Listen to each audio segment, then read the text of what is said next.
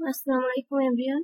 আজকে আমি দেখাবো যে ফটোশপ বা ইলাস্ট্রেটরের যদি এখানে টুল বার গুলো চলে যায় সেই ক্ষেত্রে আপনি কিভাবে এটাকে ফিরিয়ে আনতে পারবেন বা আগের মতো নিয়ে আসতে পারবেন। এর জন্য প্রথমে আপনাদের ফটোশপের উইন্ডোতে যেতে হবে, এরপরে ওয়ার্ক স্পেসে যে রিসেট এসেনশিয়াল দিবেন, তাহলে আপনাদের এগুলো আগের মতন চলে আসবে।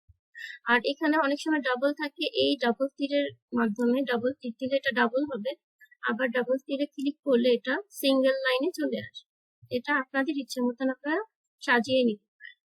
অনেক সময় হয় কি যে এই যে টুলটি এখানে চলে আসে, সেই ক্ষেত্রে আমাদের টুলটিকে এভাবে করে ড্রাগ করে নিয়ে এখানে নিয়ে আসতে হবে, এবং এই যে কর্নারে একটি ব্লু কালারের লাইন আছে, এই লাইনটা আসার পরে ছেড়ে দিলে এখানে আমাদের এটা সেট হয়ে যায়।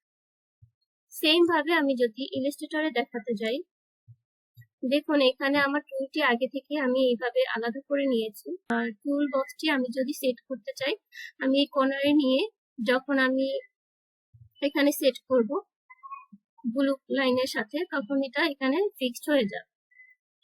আবার দেখেন এখানে আমার অ্যালাইন নেই, অ্যালাইনের একটা অপশন থাকে, তারপর হচ্ছে পাথ ফাইন্ডার নেই। সেক্ষেত্রে আমি এটাকে কিভাবে নিয়ে আসতে পারি, উইন্ডোতে যে আমার যখন অ্যালাইনের প্রয়োজন হবে, আমি অ্যালাইনের উপর একটা টিক মার্ক করলে অ্যালাইনটা এখানে চলে আসে।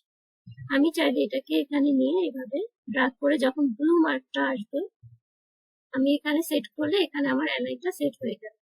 সেম ভাবে আমি পাথ ফাইন্ডারও যদি নিয়ে আসতে চাই, বা গ্রাডিয়ান যদি আমার এখানে না থাকে, তো গ্রাডিয়ান টুলটাও আমি এখানে সিলেক্ট করলে আমার চলে আসবে।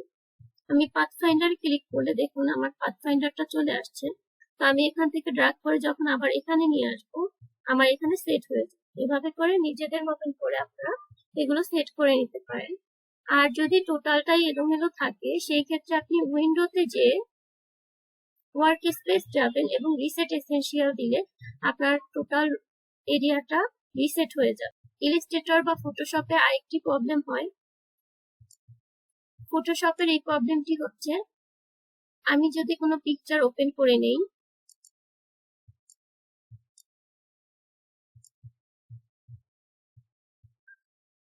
অনেক সময় এই যে পিকচারটি আমার এভাবে করে ছোট হয়ে চলে আসে। তখন আপনাদের কি করতে হবে, এই পিকচারটির উপরে ক্লিক করে ড্রাগ করে নিয়ে এখানে নিলে দেখবেন ব্লু কালারের এই লাইনটি চলে আসে, তখন ছেড়ে দিলে এটা এখানে সেট হয়ে যাবে।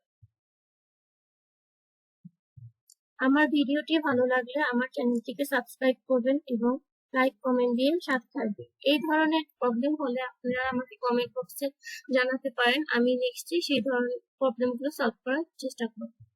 Thank you for watching my video.